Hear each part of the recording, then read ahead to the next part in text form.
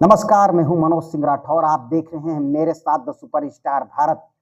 त्रिवेणी संगम महाकुंभ प्रयागराज नगरी में कल 29 तारीख को शाही स्नान के वक्त एक हादसा हो जाता है। हादसे में 14 से 15 लोगों की मौत हो जाती है। ये आंकड़ा कई पेपर, कई अखबार, कई न्यूज चैनल 15 से 20 तक, 25 तक बता रहे हैं। 50 से अधिक लोग घायल हो चुके हैं। ये सूचना ये हृदय विदारक है। बहुत दुख के साथ कहना पड़ रहा है कि प्रयागराज महाकुंभ में ये हादसा हो गया है। हादसा किन कारणों से हुआ है? हादसे का असल जिम्मेदार कौन है? कौन लोग दोषी हैं? वास्तव में ये क्यों हादसा हुआ? ये ढेर सारी जानकारी आप लोगों को पहले से ही पता होगा। लेकिन हादसे का असल जिम्मेदार कौन है? क्या ऐसे लोगों को अपील कर देनी चाहिए? क्या मेला प्रशासन को इस बात की पहले ही जानकारी हो गई थी?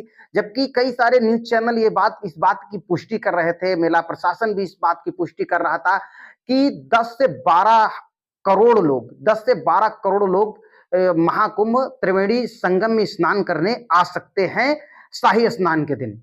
जब ऐसी जानकारी थी, क्या मेला प्रशासन के पास ये सारी व्यवस्थाएं थी? क्या मेला प्रशासन के पास इतनी व्यवस्था थी कि जिन ये इतनी भीड़ को वहां कवर कर सके, रोक सके? बताया जा रहा है ये हादसा हुआ था लगभग करीबन कोई कह रहा है कि 12 बजे से, कोई कह रहा है 2 बजे से, लेकिन हादसा हुआ इससे नकारा नहीं जा सकता है।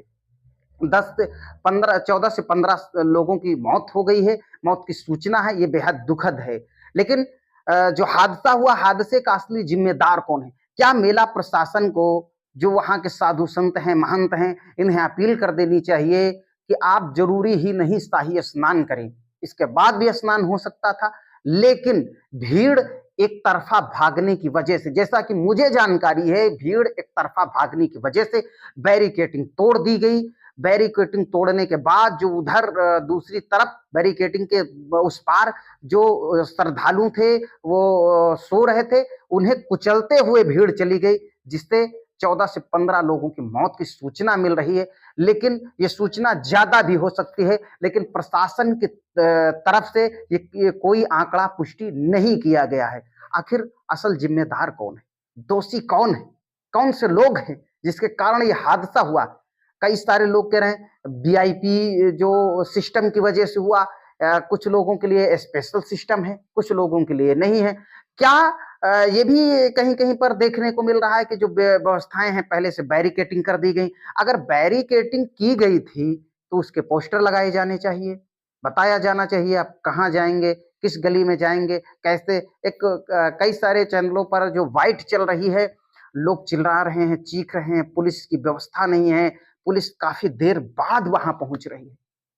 दैनिक भास्कर के मुताबिक अगर बता दें तो 14 से 15 लोगों की मौत हो गई है। 70 से ज्यादा एम्बुलेंस की व्यवस्थाएं हैं। ऐसा नहीं कि सरकारें व्यवस्था नहीं कर रही, लेकिन सरकार को भी ये सोचना चाहिए, वहां की जो मेला प्रशासन की जो व्यवस्थाएं हैं, मेला प्रशासन की जिम्मेदारी जिस पर है, उन्हें भी इस बात की जब अंदेशा थी 10 से 12 करोड़ लोग आएंगे, तो क्या इतनी जगह में 10 से 12 करोड़ लोगों को हम रख सकते हैं, रोक सकते हैं? ये अपने आप में बेहद चर्चा का विषय है, दुःख का विषय है कि लोगों की मौत हो गई है।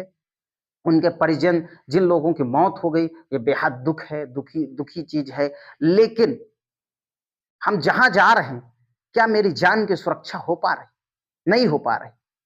क्या सरकारों को इस विषय में सोचना चाहिए? लगातार कह रहे हैं किसी अफ़वाहों पर ध्यान न दें, ये बात अच्छी है कि धैर्य के साथ संयम बना के काम करना चाहिए। लगातार त्रिवेणी संगम में जो श्रद्धालु हैं, स्नान कर रहे हैं, ये बहुत हर्ष का विषय है कि श्रद्धालु वहाँ जा रहे हैं, लेकिन असल ज़िम्मेदार कौन है?